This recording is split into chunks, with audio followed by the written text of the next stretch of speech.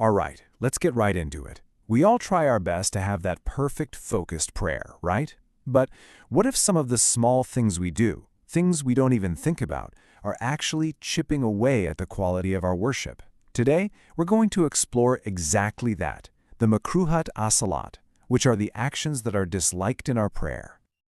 I mean, who hasn't? You're standing there, you're trying to connect with God, and boom!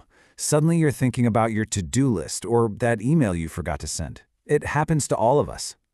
Holding on to that deep spiritual focus, that state of khushu, is a real challenge, and it's a universal one. And that's exactly why Islamic teachings have a whole category for these kinds of actions. Now, to be clear, they don't break your prayer. It's still valid, but they do diminish its essence. They're called makruhat, and really understanding what they are is the key to protecting our focus and getting the full reward from our prayer. So, here's how we're going to break it all down. First, we'll talk about the main goal, the why behind all of this. Then we'll get into specific physical actions, and after that, things related to what we say. We'll even touch on timing, and we'll wrap up with something really important. What the word disliked really means here. It's probably not what you think. Let's go. Okay, first up, the goal. Before we just start listing a bunch of don'ts, it's super important to understand the principle behind it all. And it really all comes down to one thing: protecting our concentration and our direct line of connection to Allah. Just listen to this. The Prophet, peace be upon him, was asked about looking around during prayer, and his response was, "That is a snatching by which Satan steals from the prayer of a servant." Wow. I mean, that framing changes everything, doesn't it? It's not just you losing focus, it's a theft.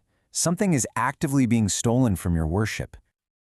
And that idea of protecting our prayer from being stolen leads us right into our second section, disliked physical actions. You know, there's a deep connection here. Our external state, how our body acts, is very often just a mirror of our internal state. A restless body usually means a restless heart. So let's start with the most obvious one: fidgeting. We're talking about all those little, almost unconscious movements that tell you your mind is somewhere else completely.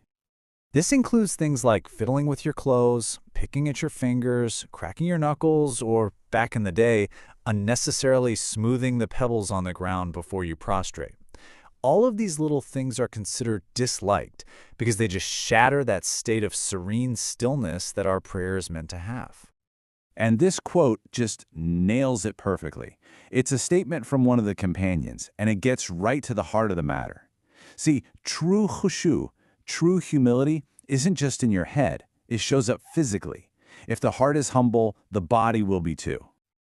Now, beyond just fidgeting, there are also specific postures that are considered disliked. And that's usually because they can suggest a bit of arrogance, or they just don't fit the proper way we should carry ourselves when we're standing before God. For instance, putting your hands on your hips, that's called takhasur, was explicitly discouraged. Others include sitting on your heels with your knees up, which is called ika, because it looks like how a dog sits.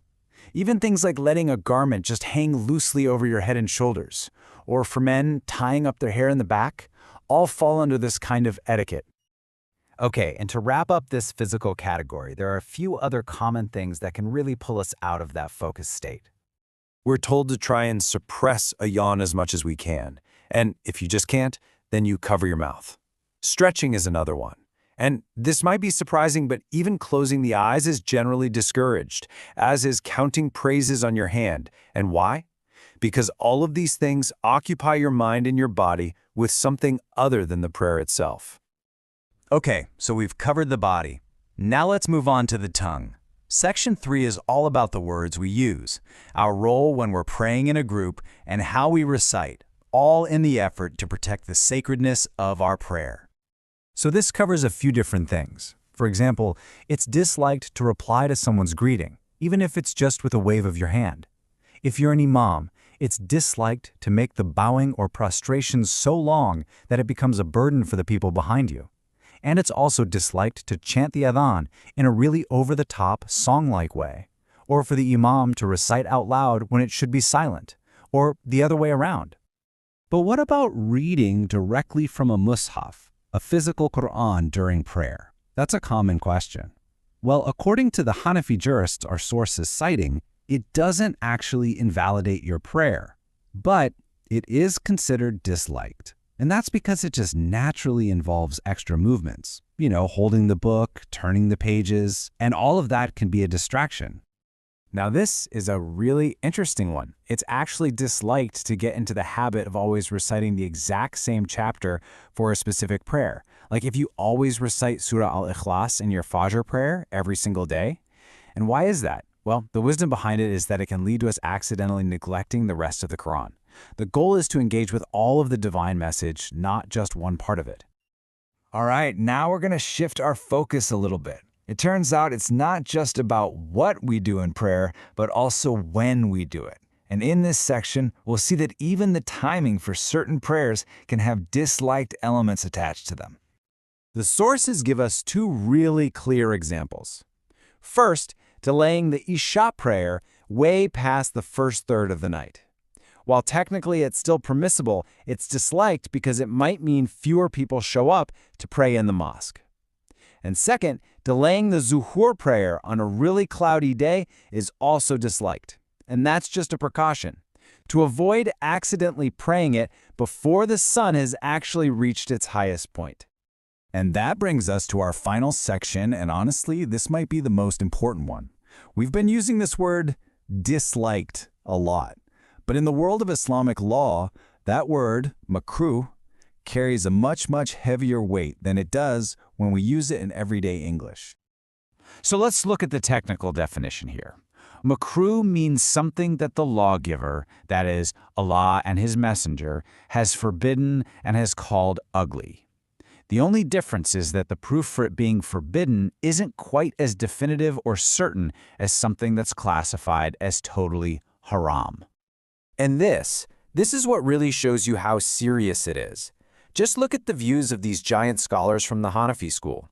Imam Muhammad flat out considered anything makruh to be haram. And Imam Abu Hanifa himself said that makruh is way closer to being haram than it is to being okay. So what's the big takeaway from all this? It's simple, really. When we hear that something is disliked in prayer, we shouldn't just think of it as a small tip or a minor suggestion. We should see it as a serious warning. It's like a protective barrier that's been put up to guard the very heart and soul of our salah. This isn't just a bunch of information.